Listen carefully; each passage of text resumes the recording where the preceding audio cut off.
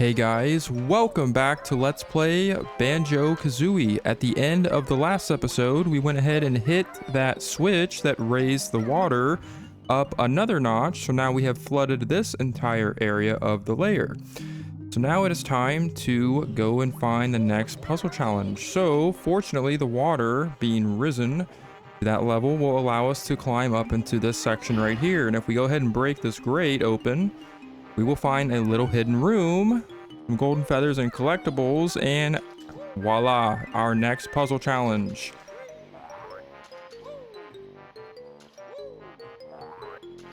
It is now time to access the next world of the game, and it is Rusty Bucket Bay. As you can see, the entrance is just literally just in the next room that we were just in that door. As you can see, our focus of the next world is a giant rusted old ship. And I have to say, as much praise as I have given most of the worlds in this game, such as like Treasure Trove Cove, of course Freeze Easy Peak. I'm actually gonna go ahead and check over here. I can't remember if there's anything over here. But I have, as much as I have praised most of the worlds in this game, I have to say Rusty Bucket Bay is that level for me in this game, where I just simply dread doing it for a couple of different reasons that I'll kind of get into, especially once we enter the world. But I'll kind of talk about that here in a little bit. As you can see, there's actually nothing past this area in the water, so kind of pointless to go over there. So now we're gonna go ahead and exit out this way back into the previous room that we were just in, and now everything is submerged underwater, which is actually very fitting for the next world, Rusty Bucket Bay. So it is now time to go ahead and enter. And as you know, like I said, this water is very fitting, and as we saw, there's a giant ship at the center of the world, so this is going to be focused around a lot of water. Alright, so now that we have entered, I'll kind of talk about the reason why I kind of dread this level. As you can see, the water down there is very murky and very gross, and you actually take damage from being in the water too long. Not only underneath the water, but actually above the surface, because you will actually still run out of air because the water is just so nasty. The other reason is being that this area is just so nasty and very depressing looking. Pretty much all of the worlds up until this point have been really full of life, really involve a lot of nice and cool looking environments for the most part. And this world is the first world, other than maybe Clinker's Cavern, where it just is very depressing and very sludgy and grungy looking. And I think that's the reason why it's one of my least favorites. Because we're essentially exploring this giant ship that is placed in the center of the world, focused mainly in this little nasty little industrial type of area. So it's just kind of depressing to look at and not as fun to explore for too long. But first things first, we're going to break open this window on top of this roof. And now we are inside this nasty little building here.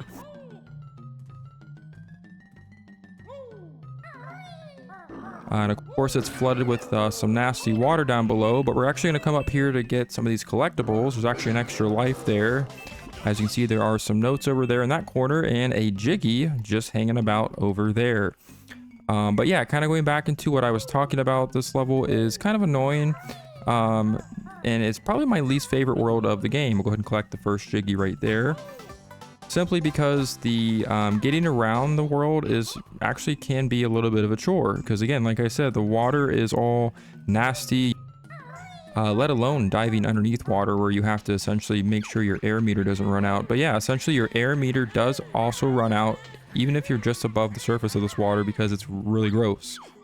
And Grunty's essentially teasing us there. So that's one of the reasons why I don't like this world. And for the most part, this world is probably the first world where, you know, typically, at least up until this point of the game, we've pretty much traveled around a lot of different environments where it really feels like the game is full of life. You have a lot of interesting and, you know, very playful and exciting NPCs and characters that you interact with, and a lot of, you know, a lot of challenges that you are required to do to get Jiggies that also are very fun to do. And you get to see a lot of awesome views, a lot of cool looking environments. And in this level, you have a nice little grudgy, sludgy, watery area with a big old ship in the middle of it. And I gotta say, I do love the Rusty Bucket that we will be traveling across here in a little bit. But first, as you can see, there's a Jinjo actually over here. And we have the return of Snacker, the hungry shark that is very much hungry for a bear and bird. As you know, he previously appeared in Treasure Trove Cove, and it looks like he is back to make our lives a living hell. What we actually want to do is avoid him and actually swim underneath this area where we will find a gaping hole that leads us into this next building here. It looks like we want to make sure we get out of this water because we're almost out of air already, and that's right there a main reason why I dislike the water in this level.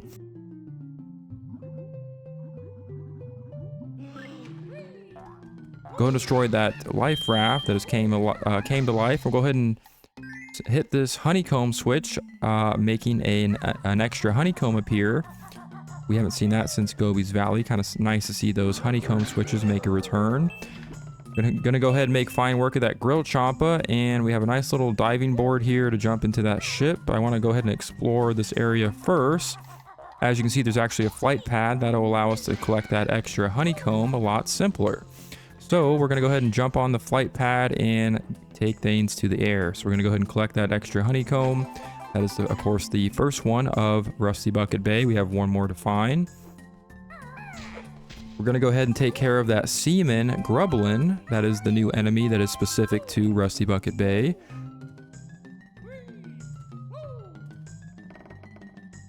So now we are in the ship. We're going to go ahead and exit this building because there's actually nothing left to get here.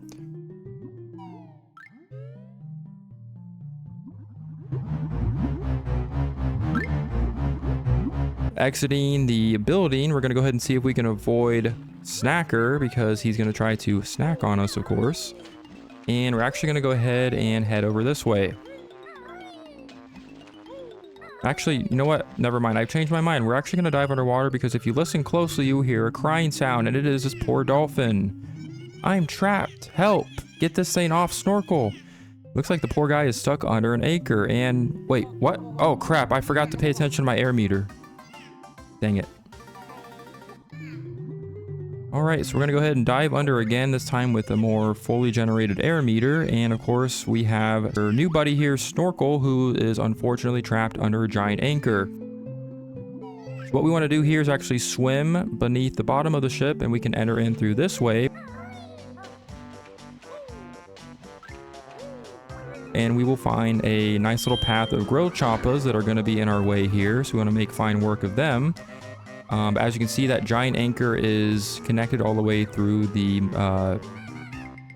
Rusty Bucket, through that area there. So we're going to go ahead and take care of the grilled champas, and we will find a couple more seaman grublins. But we're going to go ahead and hit this switch with the anchor symbol on it. And magically that will activate the anchor and allowing it to rise. Thanks, guys. I found this earlier. It's yours. And our good friend Snorkel is going to leave us with a prize, and of course it is a Jiggy. So he rewards us for basically saving his life. I mean, that's probably one of the most gruesome and probably the most cruel, like, appearances of an NPC we've seen in this game. I mean, the damn dolphin is, like, stuck under an anchor. Like, that's brutal, man. But anyhow, we are done here, and of course we have a prize to collect. So we're gonna go ahead and exit this area of the ship, which is actually the front of the ship, and we're gonna go ahead and make our way back outside. Exiting the ship, we're gonna go ahead and head over to the next location where we're going to find our next Jiggy. Once again, I do want to say I don't want to give this level too much hate. This game is an amazing game, and this is really the only world that I just dislike because of a couple of reasons. Other than that, the music is not the best, but the level design and essentially the placement of the Jiggies and the notes and all the collectibles is still something I think is very cleverly done. And you'll kind of see what I'm talking about once we kind of get to that point. But this world actually brings back another function that we saw back in Mad Monster Mansion, where we're going to have to do a lot more exploring around to really look for and find all of the different collectibles and Jiggies that are in the world. But now what we want to do is, if you look up here, you will see a giant crate of TNT dynamite attached to this little crane over there. So we definitely want to do something with that here very soon. But for now, we're going to go ahead and head over to the back of the ship.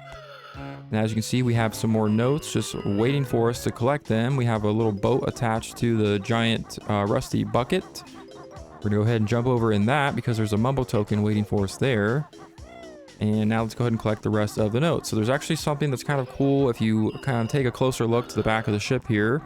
First things first, you will see the name of the ship, Rusty Bucket, and you will see actually the location of the rare headquarters. And here is actually a nice little rareware flag, kind of just, you know, just kind of chilling right there on the back of the Rusty Bucket. So kind of nice there.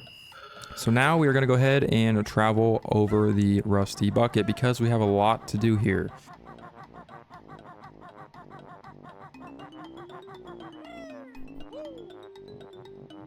But yeah, for the most part, there really isn't anything about this world that really stands out in a pleasing way other than a couple of nightmarish type of quests in order to get a couple of jiggies. And you'll see what I'm talking about mainly towards the end because I want to kind of save that part for later. But there is a specific part of this world that I just simply dread and I really am not excited about. And I'm sure most people that have played this game know exactly what I'm talking about. But that is going to be mainly involved really on the inside of the ship. So we will be exploring not only the outside of the ship, but as you can see, there's a bunch of little, there's a big door there. And if you can put two and two together, that big crate of dynamite is definitely going to be useful for allowing us to access a lot more of the ship.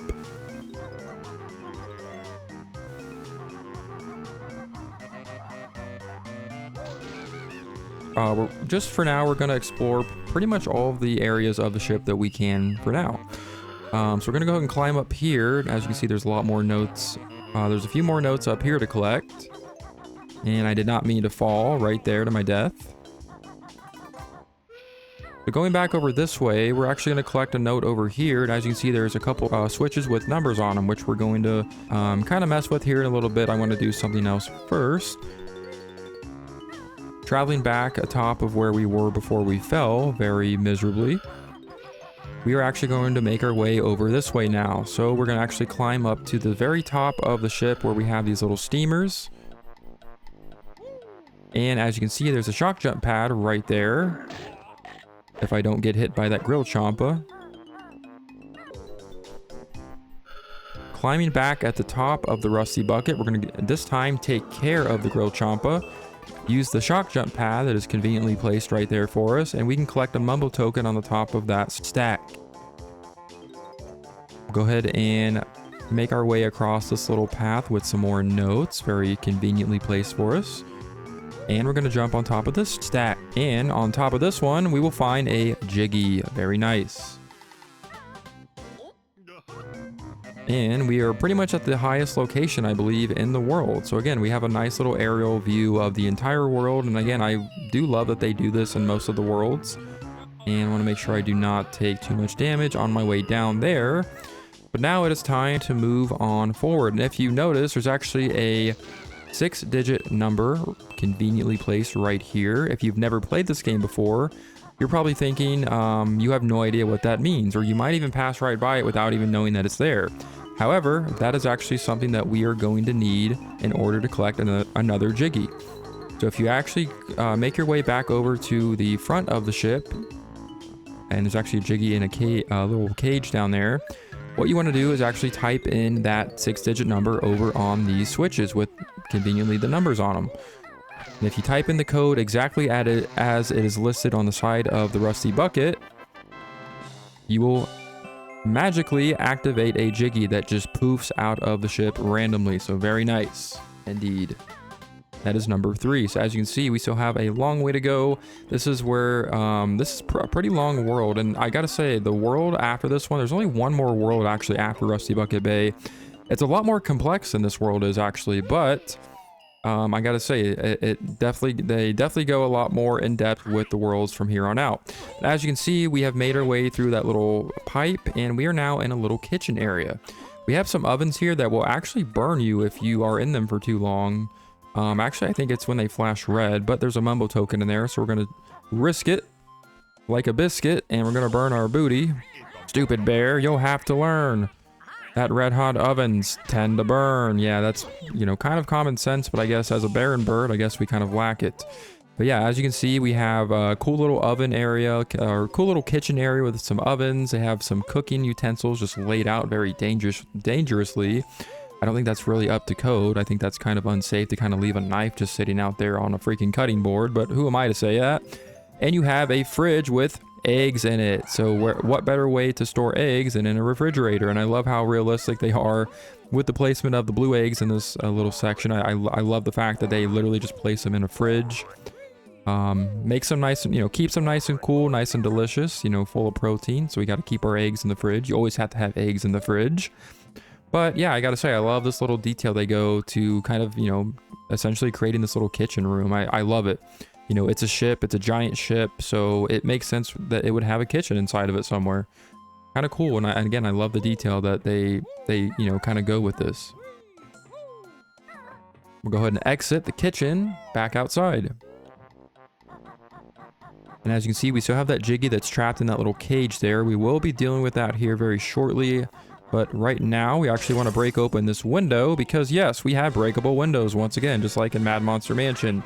And we have some more seamen grublins in this room. As you can see, there's actually a Jiggy in that little closet area, as I want to call it. Go ahead and break that open with Kazooie's Rat-a-tat-rap attack. Take care of the Grill Champa, and we can collect our prize right there. Another Jiggy. And that is number 4. And if you actually head over here, there's a cool little bed section with a nice little picture perfectly placed on the wall. And it's actually a picture of the Rusty Bucket, except it looks like it's more out in the ocean than actually where it is now.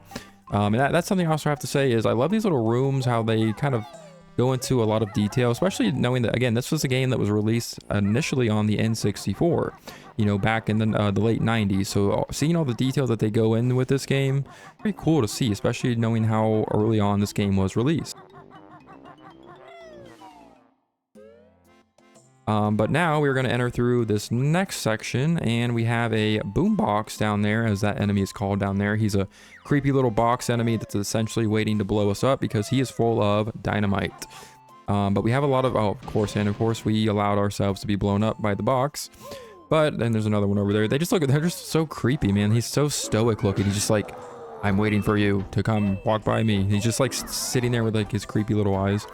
But now we're going to go ahead and collect the rest of these collectibles that are just sitting here for us. We don't really need any more of these red feathers, especially knowing that we just enhanced our maximum total count of red feathers with one of Cheeto's lovely cheats. But we do want to collect these notes in here because, once again, they really spread out the notes in this world, similar to how they did it back in Mad Monster Mansion. So you definitely want to be sure to explore every square inch of the Rusty Bucket. And of course, we have the outside perimeter area that we still have to explore. So there's quite a lot to do, as you can see. But we're going to go ahead and make our way out of this area. That way we can go ahead and move on to the next section. So back on the ship, we actually want to go ahead and head back over this way. Jump on these boxes.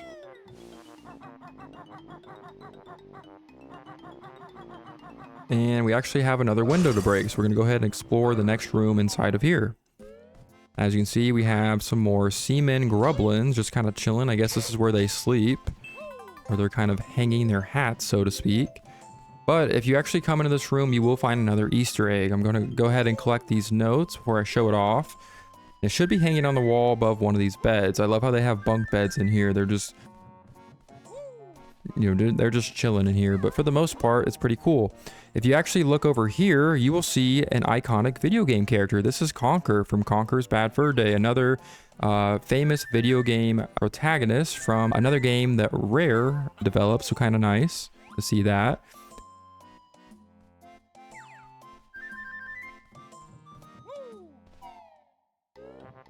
Similar to seeing Tip Top kind of make his return from Diddy Kong Racing back in Bubble Goop Swamp, we get another nice little Easter egg right here with Conker.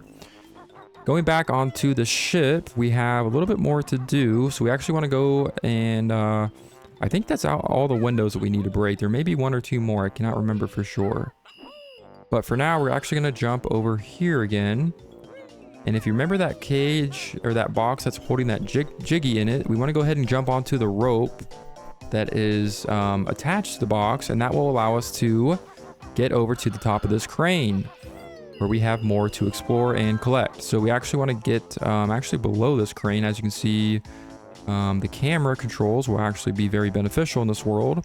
Gonna take a nice little look at the sky here. This is probably one of my favorite parts of this world, because again, the detail they go. I mean, this is like such a very like sludgy, like we're kind of like in an industrial little area here, and we get to see like kind of like the sunset. You know, we're kind of in like a kind of like the evening hour here as we kind of sit in this little nasty little sludgy industrial place. But if you jump down here and hit this up switch, that will raise the cage, giving us access to the Jiggy that was locked inside.